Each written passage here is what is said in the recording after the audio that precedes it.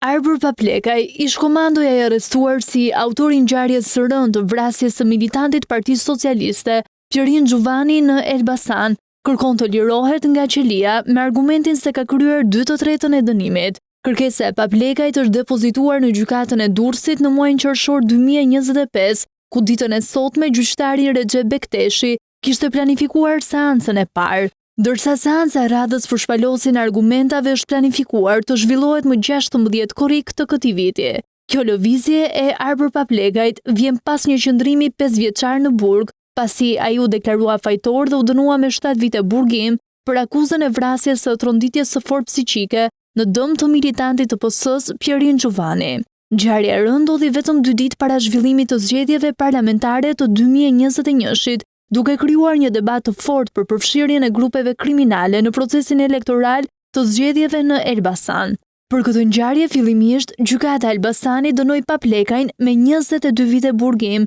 për akuzën e vrasjes në rrethana të tjera cilësuese, por me kalimin e dosjes në gjykatën e apelit, u kërkua kryerja e një eksperimenti, ku doli se Paplekaj ka qelluar në kushtet e tronditjes së fortë psiqike, pasi disa persona të tjerë ende të pa-identifikuar kanë qelluar me armë në drejtim të tij. Tashmë në fuqi ndaj Paplekajt ka mbetur dënimi me 7 vjet heqëllirie, pasi prokuroria e apelit nuk ka ushtruar rekurs në gjykatën e lartë, duke bërë që dosja penale kundër Paplekajt të arkivohet në arshivën e gjykatës së Elbasanit. E njëjta gjykatë rrëzoi dënimin për punonjësit e policisë së Elbasanit, duke deklaruar të pafajshëm Albert Nushin, Nikolaj Pallan, Dedion Durakun, Pollum Biçakun, Erion Ballën, Erion Meçan, Donald Dedian dhe Besmir Kadion.